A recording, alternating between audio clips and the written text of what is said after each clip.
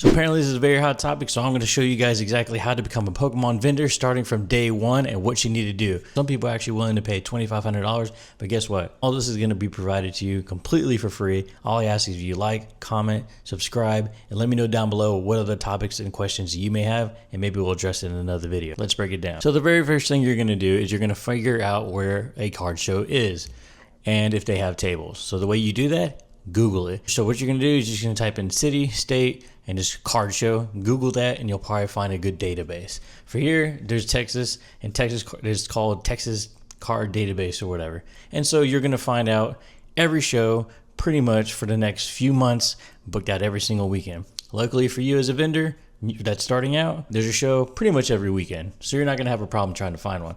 The only thing is you have to find out if they have tables available still. And so once you find a show, see if they have a table. It doesn't have to be right in the front. Honestly, if you go either around the edges or even some of the end caps are probably going to be your best tables because people start to browse probably a little bit after they walk in. So you don't always have to have the front table. But anyways, find a show, get a table, pay the fee. Usually it's about $150 to $200 for like a more bigger regional show.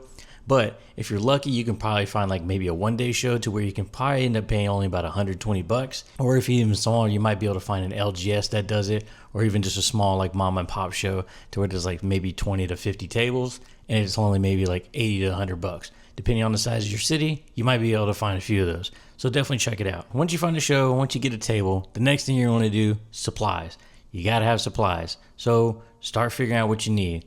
I started off with one case. The easiest one you use is just a bulletin board case that locks. Pretty much if you ever went to any public school, you had bulletin boards where they put like announcements and stuff that were like stapled or pinned in there. That's pretty much what I'm talking about. And so get yourself one of those. Comes with a set of keys. Pretty much almost every vendor uses them. You don't need to go out and buy the expensive Zion cases for $300. It doesn't make any sense.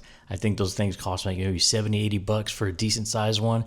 It'll work just fine. Next thing else after that, you're going to want to get penny sleeves top loaders.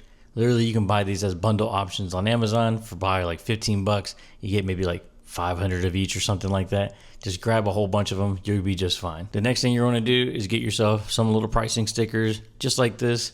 There's ones that are just the basic options that are like maybe 90 cents each. You can just buy a whole different roll of colors.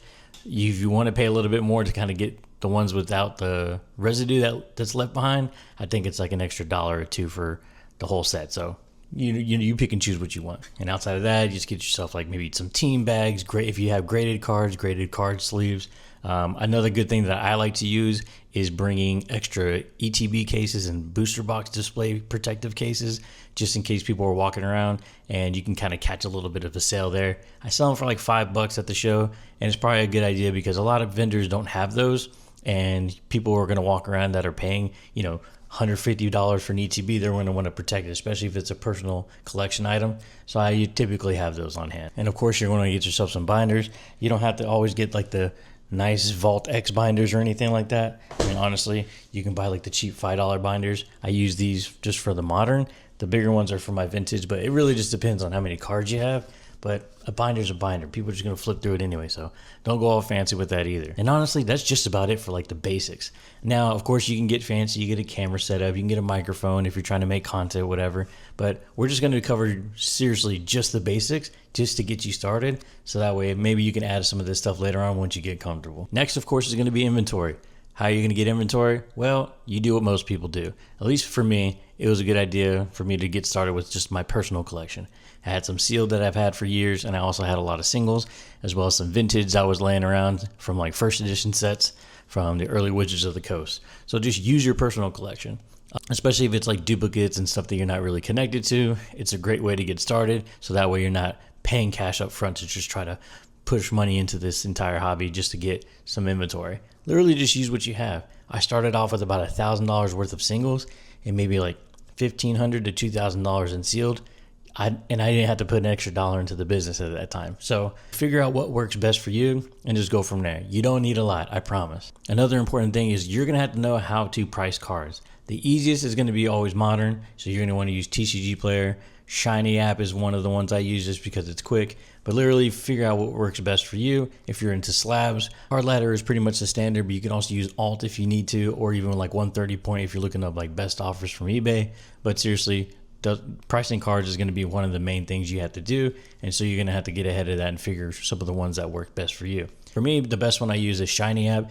I had no affiliation with them, but the scan is really fast and it just ties right back to TCG Player. So I like to use that one. If you're doing a lot more vintage, obviously eBay is going to be your number one, but TCG Player, I'm not a huge fan of using that just because sales volume for vintage and mid-air is really not that much. But if there are some sales there that are like more recent, then maybe you can use it, but it really just depends on the situation. So whether you're just doing this on your own and not really establishing an LLC, but just put aside some funds that you're going to want to use just for like this little hobby that you have going on. Now, if it's a business, you're going to want to establish separate accounts, but I'm not going to get into the nitty gritty about starting a business.